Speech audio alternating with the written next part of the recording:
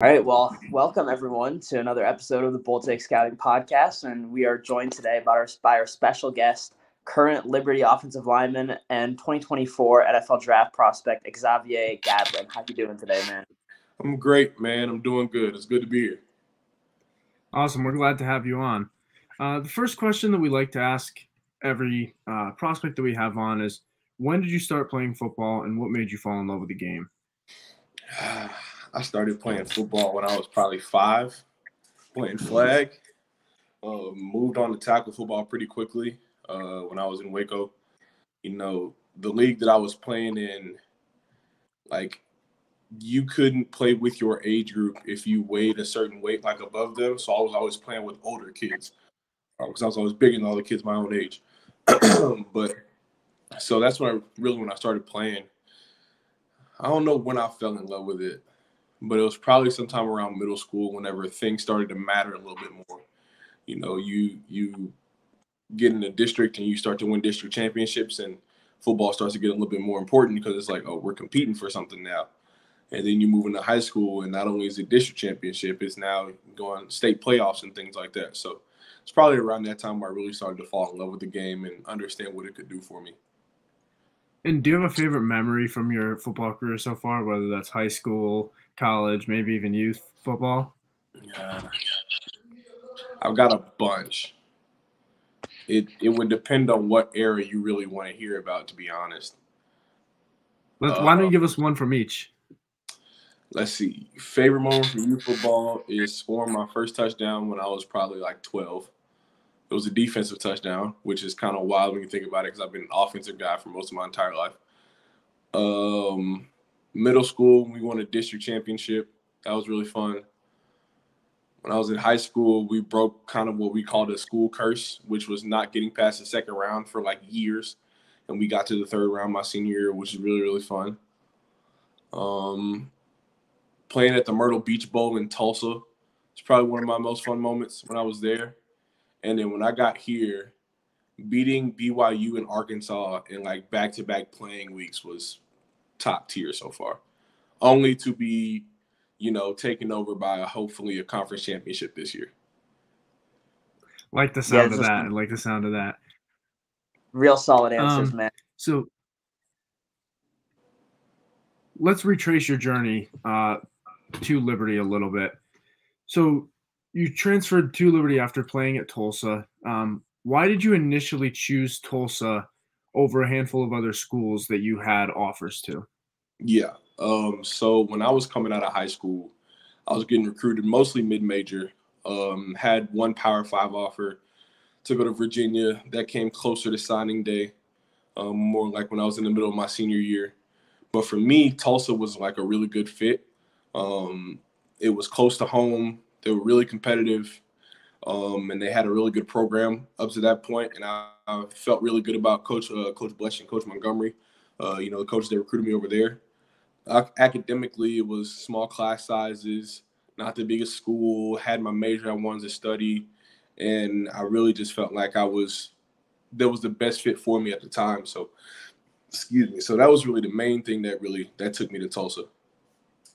Yeah, that makes a lot of sense. And what went into progressing so quickly at Tulsa? You started off as a redshirt, and then you were starting regularly as a sophomore. So that was pretty impressive. And just what went into being able to make that jump? Yeah, I was blessed early on that Coach Blesh told me I was going to redshirt, but in being there over the summer and in camp, I got to travel with the team my true freshman year, which was good to see, how the team operates, how we travel, being able to get that kind of experience is invaluable as a freshman because not everybody in your class is getting that. So I was blessed to be able to do that. And then also with the guys that were in front of me and the guys we had in the room, I knew I wasn't going to play my first year, but the next spring, I essentially became the starter at right tackle. And, I think that might have been the plan early on. I can't remember, to be honest. But once I got the starting job at right tackle in the spring, had to, earn my stripes a little bit, take my lumps a little bit. We had guys that were really, really good on the defensive line. Travis Gibson is one of them who quite literally kicked my butt every day. He's playing with the Chicago Bears now, as he should be. But, it was just that kind of maturation period that didn't stop there. I was seeing those guys all spring and then all fall, we did defense or drills against the defense. So that was really the biggest thing that helped, is just the competition I was going against every single day was something that was preparing me to go into games. Yeah, I mean, makes a lot of sense. And, after that, you chose to opt out of the 2020 season. And that's something that was a really hot topic, as particularly in the NFL. We saw a good amount of players end up making that decision. So why did you decide to go that route? For me, it ultimately came down to the fact that I knew that I could not be 100% focused on the season because I was always worried about, is this the day that I'm going to get sick? And I knew that if I was going to be thinking about that, then I couldn't commit what I needed to the season. And then ultimately it wasn't going to be productive for me or for the team, because you don't want anybody who's half in, half out. Even with everybody being as concerned as we were about COVID, if you were going to play that year, you kind of had to take the consideration that, hey, I'm probably going to get sick and I'm just going to have to deal with that. And that just wasn't the place that I was at the time. So I made the decision to opt out, and it sucked for a couple reasons. One is like 60% of my relationships that I had on campus were through football. And it's not the same of being injured where you can still go to meetings, practice, workouts, travel, all that kind of stuff. I didn't do anything with the team that year. And in the midst of not doing anything with the team went on to have the most successful year that they had since I've been at Tulsa. I mean, we rattled off 6 straight wins in conference, 2 big games, one in overtime and one in double overtime. Guys are having their biggest years. We go to a conference championship and get to play for that, and then go to a bowl game that I hadn't been to a bowl game since I've been in college. So it was rough to kind of see that much success happen when I was away, because it felt like, wow, I've been here for 2 years, and then the year I don't want to play, y'all just all right, now we're going to go to the conference championship. So no, that part of it wasn't fun, but it made me understand and appreciate the game that much more, because I knew that I still wanted to play and I knew that I could still contribute. So Yeah, I mean, it sounded like a tough decision, and obviously a lot of different factors went into it. You mentioned that you couldn't do anything else with the team. So what was your routine like trying to stay in football shape so you're ready for, the next season? So when I was away, luckily for me, we were an afternoon practice team. So in the mornings, nobody's using the football field. And also, luckily for me, Tulsa didn't always lock the stadium. So I could get up there at 6 a.m. and just run on my own, even though guys were coming in and out of the locker room and stuff like that. I could get up there and run on my own because I'm not around anybody. And it's early enough in the morning to where, like, nobody's up. Like, only athletes are up at that point in time. I also got really lucky and blessed that the guy that I was living with at the time was from Tulsa. And not only was he from Tulsa, but he had a weight set in his garage, because I knew that if I was going to opt out and then just have to go work out at like a public gym, I might as well just play football anyway, because at that point I'm just taking the same risk. So I got really lucky that my roommate at the time had a weight set and his parents let me go work out in their garage. So super thankful to them. So yeah, that was it. I would wake up in the morning and go run or lift, or run and lift, depending on what my day was like. Come back, have class. I was dating a girl at the time, so like we would hang out because she was working in the medical field, but she would be able to like be safe enough to like hang around me, and knowing that I wasn't around anybody else made it a little easier too. But other than that, I was just a straight up student who just happened to be on the football team technically, but just wasn't around him. Yeah, I mean, it sounded like it was a crazy time for everybody, but especially for you, making that transition from football to student, and then you made the transition back to football the following year. You end up playing another season, and during that time, you got to play with guys like Tyler Smith and Chris Paul, who both ended up, going to the NFL. Tyler Smith became a first-round draft pick. How important was that to you and your development to be able to play alongside those guys? Oh, it was great, and it was super important. I mean, those are guys that having both of them on the team at one time is something that people can only hope for, especially when you think about the difference in class that they were. I mean, CP had been there since 17, I think it was. Tyler got there in 2019. But they were both just super duper talented. Tyler could move a house. Tyler could pick up a house and move it if he wanted to. And quite literally, like does that on the football field all the time. Just his raw power and strength, and his hands are just like huge mitts that once he gets them on you, just it's pretty much over with at that point. And then CP is entirely too athletic to be 6'6" and like 330 pounds. It doesn't make sense at all. That guy, I mean, he ran a 4.89 at the combine, which was the fastest among maybe all line or maybe just G5. I can't remember.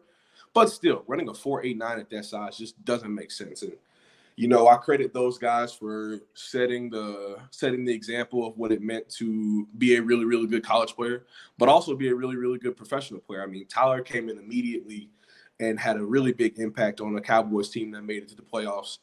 And Chris Paul didn't play a lot, but his role was growing. So, I mean, it's just the idea that I got to see both of those guys in college and now get to stay connected to them as friends and, you know, hopefully future teammates, if that's how it works out, is just something that I'm really grateful for. Yeah, I mean, it's super cool that you got to have their help along the way. And so at that point, after the 2021 season, you decided that it was time to enter the transfer portal and enter the next step of your football journey. So can you take us through first deciding why it was time to end your career at Tulsa and then why you decided to go specifically to Liberty? Yeah.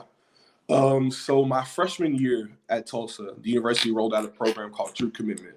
You know, there had been some things happening financially that just weren't going well for a while before I got there. And it came to a point to where the university decided to cut a lot of programs in order to save the accreditation of the university, or else like the University of Tulsa might not have existed. So it was a really difficult decision on a bunch of people's parts. But one of the programs that ended up getting cut was the Master's in History, which is something I knew I wanted to study. It didn't really matter much when I was a freshman because I'm not getting my master's right now. Like I can just focus on my undergrad. But then as I got to like right before my senior season, I had to think about like, hey, if this degree isn't here anymore, like, is there anything else I want to do and study here? Because I didn't want to have to leave. I never wanted to leave Tulsa. I wanted to stay there for all 6 years and be able to play for Coach Montgomery and, you know, for all the guys that were there and Coach EA and his strength staff and all that kind of stuff. I didn't want to have to leave. But for me, I understood how important my education was to me and for the future goals I had. And with not having that degree plan there, ultimately I was like, I mean, I'm going to have to go somewhere else to go get my degree. So that was the primary reason for me leaving. And then in making the transition to Liberty, I tell people all the time, I can't tell you what it was that got me here. I just know that this is where I was supposed to be. Like I tell people all the time the story of when I was visiting North Texas, and it's 45 minutes from my house. So one of my best friends in high school went to North Texas. We played football together, but he was just a student there at the time. And while we were there, I was hanging out with him, and we were going over the schedules of different. We were talking about different colleges I was going to. Talked about Liberty and like went to Liberty's schedule and was like, yeah. We're talking about it. I was like, yeah, we got BYU this day, and then on November 5th, we'll play Arkansas. And I had to stop for a second and like, did I just say we? And it was around that time I was like, okay, this might be moving in one direction. So at that point, started to settle in that was probably where I was going. I still had a couple of visits to take of places that I really, really wanted to go to and was excited about. But ultimately, once some doors closed, it kind of became the thing of, yeah, this is where I'm settling on. And I remember texting my dad and telling him, I'm certain I'm going to Liberty. And then I texted him again. It was like, certain's not really the right word. I'm settled. Because it wasn't certain about, is this what it's supposed to be? It was, I can settle on the fact that I'm going to go here and be content and feel like this is where I'm supposed to be. And like whatever happens when I'm there is what's supposed to happen. And ultimately, it was the best decision for me. Yeah, for sure. I mean, it's worked out so far. You had a really good year last year. The team had a pretty promising season, and now there's a really exciting head coach hire with Jamie Chadwell coming over from Coastal Carolina. So take us through, how it was the first year and how you're excited for the upcoming season. I'm very excited for this season. Coach Chadwell, I can see why they were so successful at Coastal because of the way he runs his program. He's very player focused. He's very relationship oriented. And he demands the best out of his players, but that's also because you're going to get the best out of him and his staff.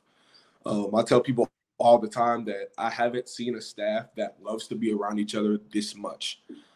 Specifically the weight room staff. I mean, those guys, they could be doing any other job, and as long as they were doing it with each other, they would probably still have the same amount of fun that they're having right now. It's just, and it's infectious awesome. because then it becomes something that we feed off of, and because we see them working well together, we want to work well with them and then work well within each other. So I mean, I'm very excited about what this year holds. It's our first year in the conference, looking to go to the conference championship, and we put the pieces together and we have the year that we're supposed to have. I think we can get it done. Yeah, I mean, those sound like some great goals.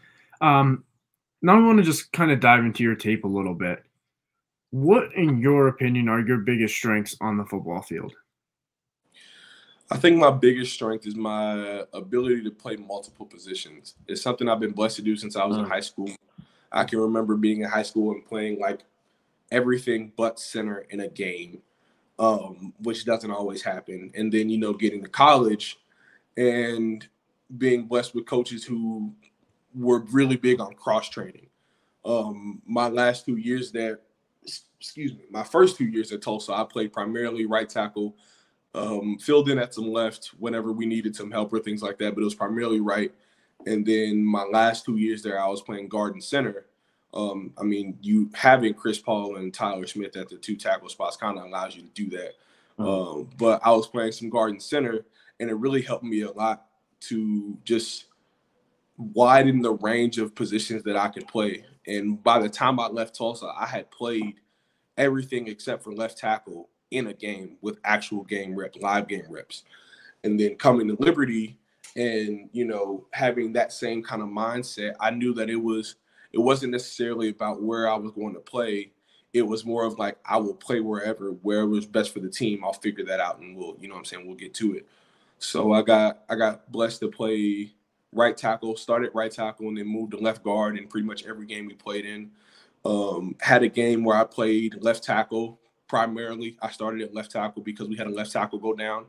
And now I'm looking to play left tackle again this year where we're slotted position-wise and things like that. So really excited about that. I feel like that's really my biggest strength is just the ability to play pretty much every position on the line.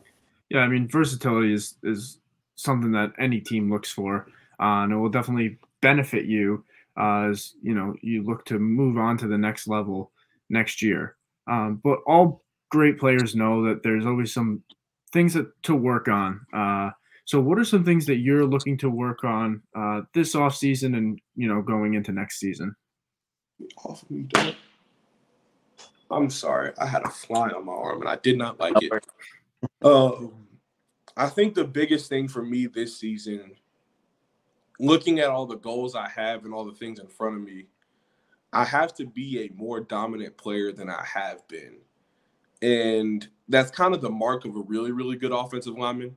I mean, talking about the two guys we were talking about earlier, Tyler was a very dominant offensive lineman. There weren't a lot of guys who were A, beating him, or B, even getting close, to be honest. I mean, that was a guy who was shutting things down early, moving guys in the run game.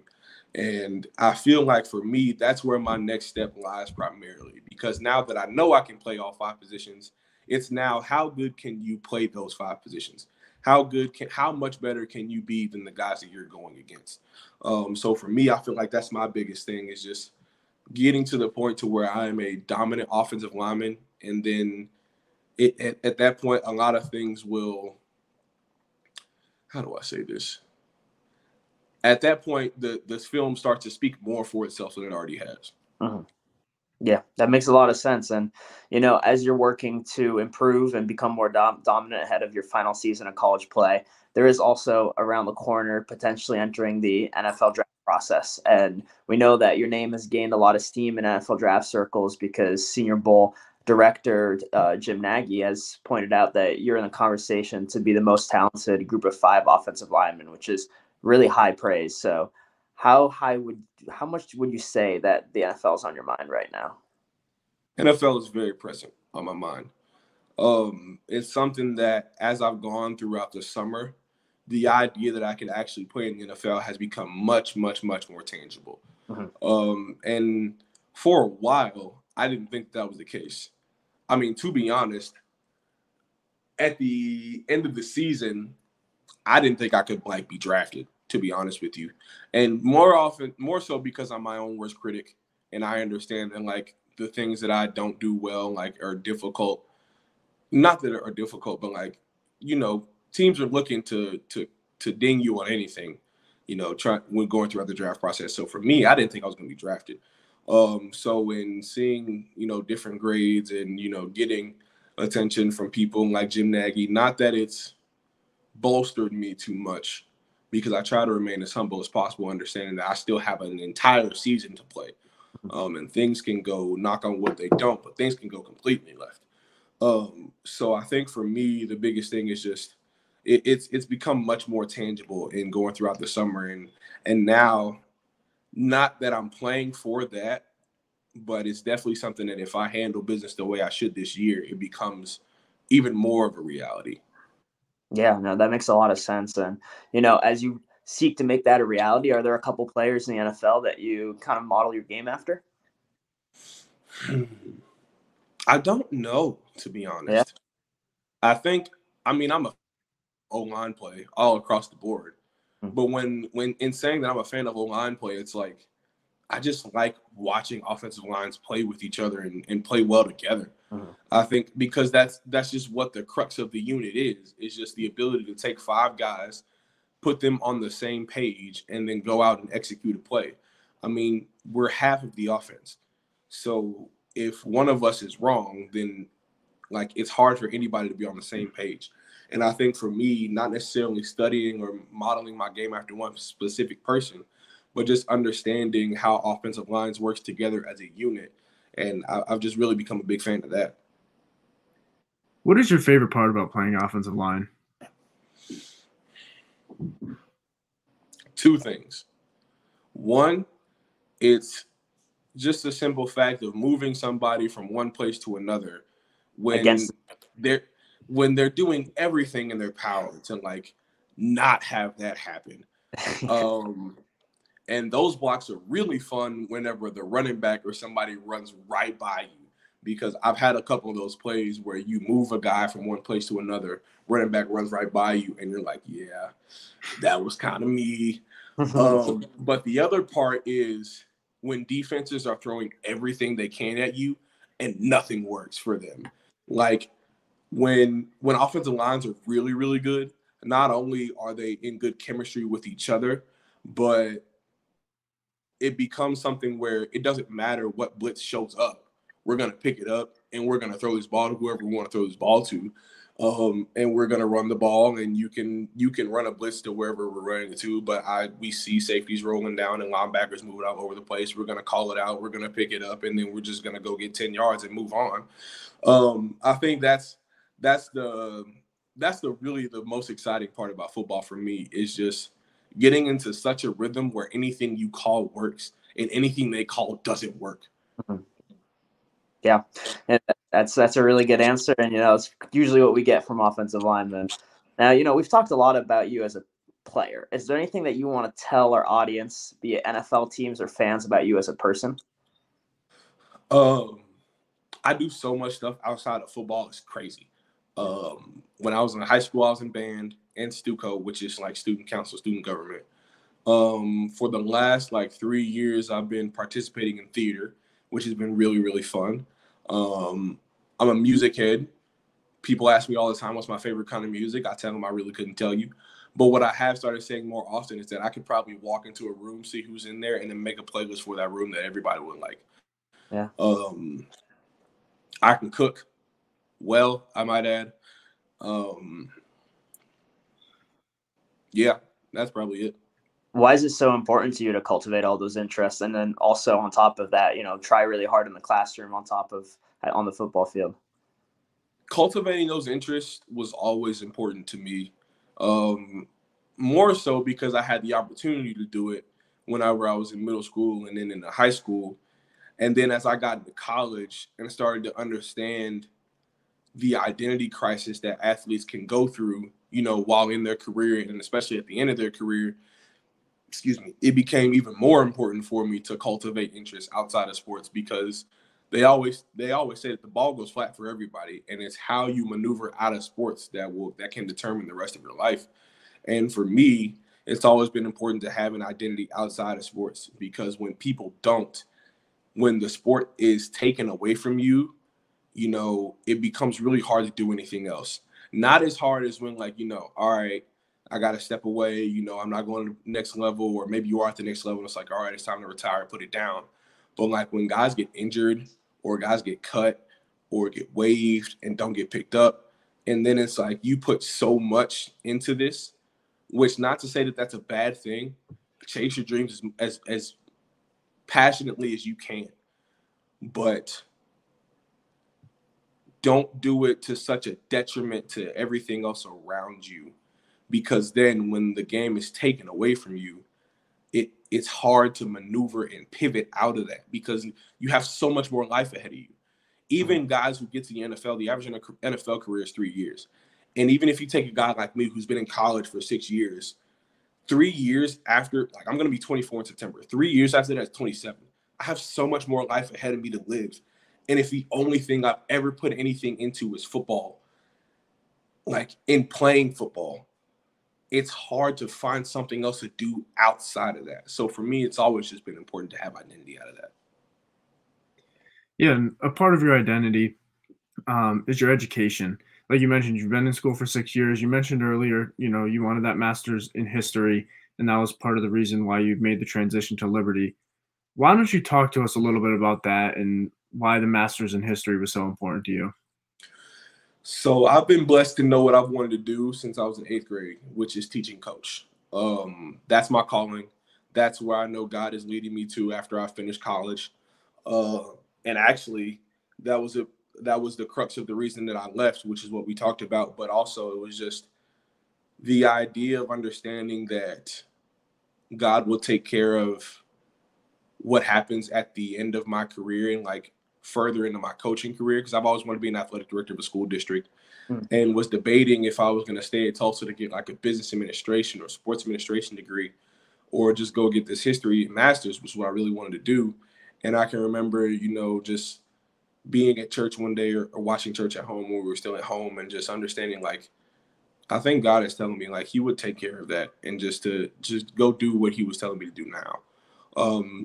But for me, history has always just been important because it was my favorite subject in in school, period, because I had great history teachers, people who made history not boring.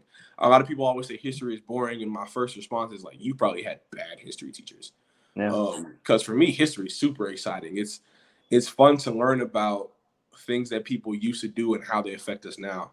So for me, in, you know, going throughout my process and talking to people who had gotten, you know, secondary degrees and postgraduate degrees and stuff like that, they always said that if you're going to go get a master's, you need to do it in something that you're passionate in, because it's hard to find the motivation to go get a postgraduate degree for something that you genuinely just don't care about. Like, that's not what you want to do. If you're going to go do this, you got to do it in something that you're passionate in. So that was really the thing for me for choosing history and choosing the master's. Yeah. Go ahead. What is your favorite part of history to study and learn? There's a time period from when people first landed in America to like 1877. That's my all-time favorite. And not just the United States, but also like Southern America too, because I've been doing a lot of research on Haiti and the Haitian Revolution, because that's wild. Or it's just a wild thing that happened, and everything that came out of it, stuff like that. And you also don't understand how interconnected the world is. And honestly, I can get into this spiel if you want me to, but I could also move on. Like, it doesn't have to. All right, cool. So do you remember, this is going to test your education, not your education, but like your memory a little bit. Do you remember like learning about the Louisiana Purchase? Yes, 15 million. Yeah. So the Louisiana Purchase only happened because people in Haiti succeeded in revolting against France. Yeah, that's right. Because Napoleon had landed in America, but then went to go try to stomp out the revolution in Haiti, lost so much money that it no longer became like reasonable to hold all the land in America he was holding, sold it to America for cheap because he was just trying to get some money to cover the expenses of the war, and now America doubles in land size. Like, the world is so interconnected, and people may not understand how connected it was because the internet wasn't necessarily a thing for everybody's life. But the world was so crazy connected that, like, so many things are causes for other things. Like, revolutions spark other revolutions, people having to sell land because they can't afford to have it anymore. And then, we get everything that we have. And so for me, that part of history has always been really exciting. Also, like, that part of history also includes slavery history, which has also been really interesting and important for me to learn, because it's just the history of the people who look like me and from where I come from. So it's just, that part of it is also really interesting to learn about. Yeah, that's super cool to hear about, and it's definitely so important to cultivate all those interests. So thanks for taking some of that time to talk to us about all of those other passions you have outside of football. And we like to leave off on an inspirational note, and you've already inspired a lot of people, I'm sure, in this interview. But what is that single piece of advice that you've received at some point in your life, be it in football or outside of football, from really anyone? It could be a coach, it could be a teammate, a parent, anyone else. My dad told me at a very young age that it's not what you know, it's who you know. And then I can remember watching the I Am Athlete podcast, and Fred Taylor added on to it. It's like, it's not what you know, it's who you know and who knows you. So the biggest, if you want to call it inspiration, I could say is just build good relationships with the people around you, because you never know what rooms your name can be in before you even get there. Jim Nagy tweeting about me when I've never even met the man is, it's a testament to maybe my on-field achievements, but also, like, who could have talked to him about me before he even knew what my film was? Who could have put my name in his ear that I was good to, or that, had a good experience with me? And even outside of football, the coaching world is so connected, the job world is so connected, that you never know who you're going to run into that has heard something about you. And to even take it from being, individually beneficial, you never know whose life that you can impact by just the idea of having a good relationship with them. I've been able to help many of my friends by just being an ear to listen to, because, we've had that kind of relationship. So, for me, that's the biggest piece of advice or inspiration I could give, is just build good relationships with people around you. Because when you do that, not only can you be successful, but more importantly, you can help other people be. Yeah, that's great advice. And I think you've given some great advice throughout the entire podcast. We really appreciate having you on. Wish you luck, this next upcoming season, your future potentially in the NFL, and then your future beyond football. We know you're going to do great things. So we really appreciate having you on. I appreciate you guys, man. This was fun. Yeah, this was a blast, man. Thank you. Good luck with everything. Yes, sir. Flames. All right. Thanks, everyone, for watching. Thanks for listening. We'll be back with another episode soon.